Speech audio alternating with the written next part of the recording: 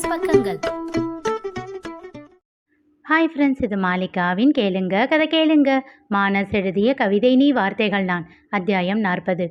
முருகேசனும் ரிதன்யாவும் உள்ளே நுழைய அங்கே ஒரே இருட்டாக இருந்தது. இருவரும் புரியாமல் பார்க்க ஏதோ பலத்த சத்தம் கேட்டது. அந்த சத்தத்தை கேட்டு பயந்து ஆ என்ற கண்களை மூடி காதை பொத்திக் கொண்டாள் ரிதன்யா. முருகேசன் விளக்கை எரிய விட்டு பார்க்க அங்கே வைதேகி மட்டுமல்லாது சங்கவி, மங்கை குடும்பம் மொத்தமாக இருந்தது. இருவரின் கணவன்மார்களும் குழந்தைகளும் என்று வீடு நிறைந்திருக்க, ஏய் பாப்பா, நீங்கெல்லாம் எப்போ வந்தீங்க என்றார் ஆச்சரியமாக. அந்த குரலில் விழிகளை திறந்து பார்த்தாள் ரிதன்யா. சங்கவியையும் மங்கையையும் கண்டவள் வேகமாக ஓடிச் சென்று அவர்களை இறுக்கமாக அணைத்து கொண்டாள். அச்சச்சோ ரிதி, என்ன இது? எங்கள் அண்ணன் நீ எதுக்குமே பயப்பட மாட்டேன்னு பெருமையாக சொல்லிக்கிட்டு இருக்கும், நீ என்னடான இப்படி பயந்துட்ட என்றாள் மங்கை. போங்க அண்ணி என்று சினுங்கினாள் ரிதன்யா. அச்சோ, எவ்வளோ அழகாக இருக்க என்று அவளை நெட்டி முறித்தாள் சங்கவி. ஹாய் சங்கி மங்கி என்றவாறே உள்ளே பைகளோடு வந்தான் அஸ்வின். வேகமாக அவனை அடிக்கத் தொடங்கினாள் ரிதன்யா. ஏ ரிதி, இப்போ எதுக்கு என்ன இப்படி அடிக்கிற?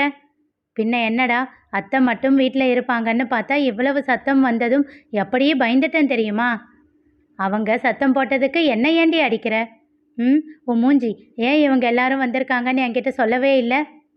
சும்மா ஒரு சர்ப்ரைஸ் தான், கண்ணடித்து குறும்பாக கூறினான். அதற்குள் பிள்ளைகள் ஓடி வந்து அவனை கட்டிக்கொள்ள எல்லோரையும் கொஞ்ச ஆரம்பித்தாள். மனம் நிறைந்து சந்தோஷமாக சிரித்து கொண்டிருந்தாள் ரிதன்யா. அன்று காலையில் இருந்து அவள் மனதில் ஏற்பட்டு இருந்த வருத்தங்கள் எல்லாம் பறந்து போனதாக தோன்றியது. எல்லோரும் ஒன்றாக அமர்ந்து சாப்பிட்டனர். நான் எவ்வளவு சந்தோஷமா இருக்கேன் தெரியுமா என்றாள்.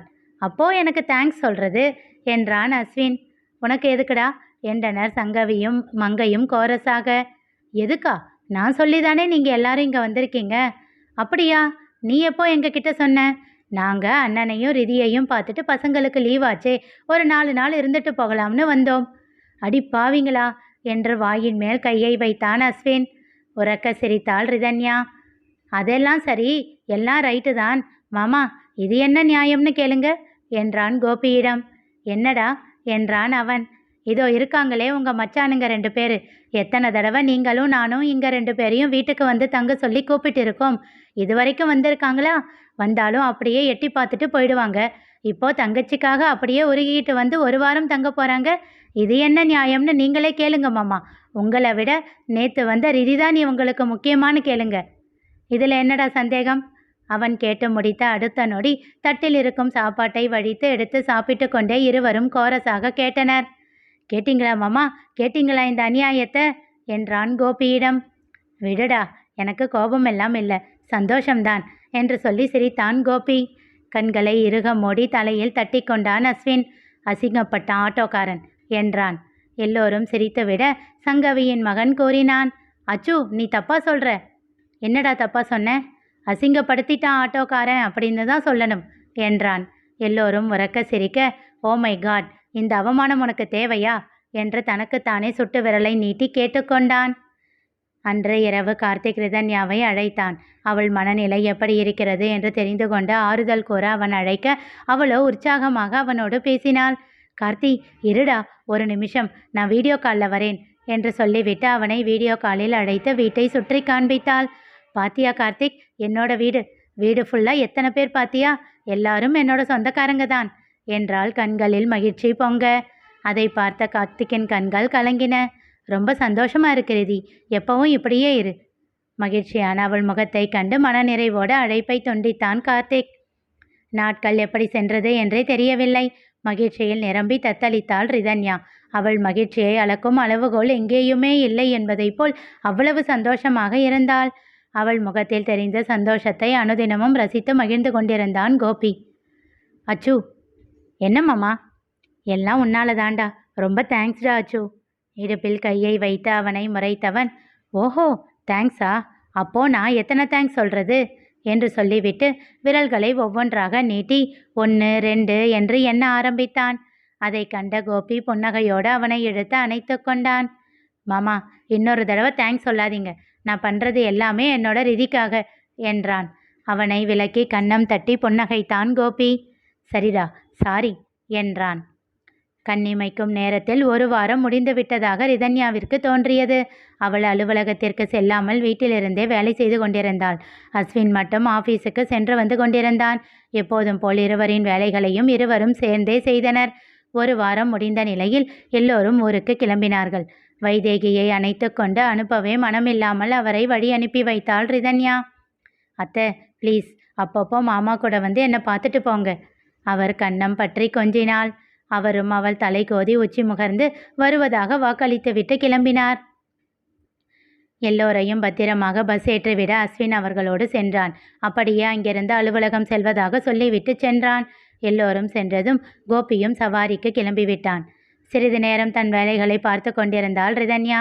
பின் மதிய உணவு சாப்பிட்டு முடித்தவளுக்கு சோர்வாக இருக்க கதவையெல்லாம் நன்றாக பூட்டிக்கொண்டு சென்று படுத்து கொண்டாள். தூக்கம் கண்களை சுழற்ற அப்படியே உறங்கி போனாள். அழைப்பு மணி ஒலிக்க அதில் விழித்தவள் எழுந்த நேரம் பார்க்க அது மணி 5 என்று காட்டியது. அச்சுச்சோ, 3 மணி நேரத்துக்கு மேலே இப்படி தூங்கிட்டு இருக்கோமே என்று புலம்பியவாறு சென்று பார்க்க அங்கே கோபி நின்றிருந்தான். சந்தோஷமாக கதவை திறந்தாள். என்ன ரிதிமா, தூங்கிட்டு இருந்தியா என்றவாறே உள்ளே வந்து கதவை சாத்திவிட்டு அவளை அப்படியே தூக்கி கொண்டான். அவளும் சிரிப்போடு அவன் கழுத்தை கட்டிக்கொண்டு அவன் கன்னத்தில் முத்தம் வைத்தாள். ரொம்ப டயர்டா இருந்தது மாமா, அதுதான் தூங்கிட்டேன். சரி சரி என்றவன் அவளை தூக்கி கொண்டே போய் உள்ளே சென்று இறக்கிவிட்டான். போய் முகம் கழுவிட்டு வா, டீ போட்டு வைக்கிறேன் என்று சொல்லிவிட்டு சமையல் அறைக்குள் சென்றான். அவன் தேநீரை தயாரிக்க ஆரம்பிக்க முகம் கழுவிவிட்டு வந்து மேடையில் ஏறி அமர்ந்து கொண்டாள் ரிதன்யா.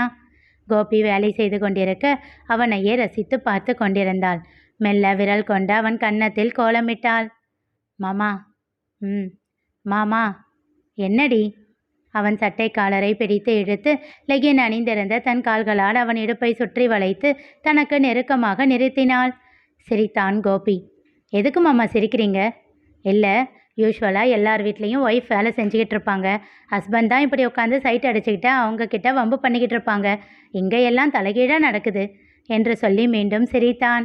அவன் கழுத்தோடு கையை கட்டி, போங்க மாமா, 1 வாரமாச்சு உங்கள் வாசம் பிடிச்சு என்று விட்டு அவன் காதை செல்லமாக கடித்தாள்.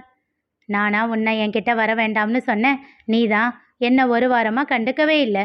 இன்னைக்கு எல்லாரும் ஊருக்கு போனதும் தான் இந்த மாமா ஞாபகமே உனக்கு வருது. அவள் அவனை மறைக்க அவன் மீண்டும் சிரித்தான். திரும்பவும் சிரிக்கிறீங்க என்று கோபமாக கேட்டவள் மீண்டும் அவன் சட்டை காலரை பிடித்து இழுத்து அவன் கன்னத்தில் அழுத்தமாக முத்தம் வைத்தாள். இப்போது அவன் சிரிக்கவில்லை. அவள் உணர்வுகள் புரிந்து அவளுடைய கன்னம் பற்றி நெற்றி, கண்கள், கன்னங்கள் என்று முத்தங்கள் வைக்க தொடங்கினான். அவளோ அவனை இறுக்கமாக அணைத்து கொண்டாள். மாமா, ரூமுக்கு போலாமா என்றாள் மெல்லிய குரலில். தேநீர் அடுப்பை அணைத்துவிட்டு அவளை அப்படியே கையில் ஏந்தி கொண்டு அறையை நோக்கி சென்றான் கோபி. சரியாக கதவை திறக்க முயலும் போது, ஹலோ, வாட் இஸ் திஸ் என்ற அஸ்வினின் குரலில் திடுக்கிட்டு சட்டென்று அவளை கீழே இறக்கிவிட்டான். இடுப்பில் கையை வைத்த அஸ்வின் அவனை மறைத்து பார்க்க, டேய், அவ டயர்டா இருக்கு, தூங்கணும்னு சொன்னா, அதனால தான் தூக்கிட்டு போய் ரூமில் விடலாம்னு என்று அவன் தடுமாற்றத்தோடு சொல்லிவிட்டு, கிச்சனில் டீ ரெடி ஆகிட்டு இருக்கு என்று வேகமாக சமையல் அறைக்குள் சென்று விட்டான் கோபி. ஒருவித நிலையிலேயே இருந்த ரிதன்யா சில நிமிடங்கள் கழித்தே தன் நிலை அடைந்தாள். அதற்குள் அவள் அருகில் வந்த அஸ்வின் மெல்லிய குரலில் கேட்டான், என்ன மேடம், பகல் ஷோவா? 1 வயசு பையன் வீட்டில் இருக்கானேன்னு கொஞ்சமாச்சும் இருக்கா என்றான் குறும்பு சிரிப்போடு. அவளோ பதில் சொல்லாமல் வேகமாக அறைக்குள் சென்று கதவை மூடிக்கொண்டாள். ஓ, மேடமுக்கு வெக்கமோ என்று தனக்குள் சொல்லி சிரித்து கொண்டே சென்றான் அஸ்வின். தனக்கும் அவளுக்குமான முதல் விரிசல் இங்கே ஆரம்பமாகிவிட்டது என்பதை அறியாமலேயே. இனி நிகழப்போவது என்ன தெரிந்து கொள்ள தொடர்ந்து கேளுங்க. கதை கேளுங்க. மீண்டும் சந்திப்போம்.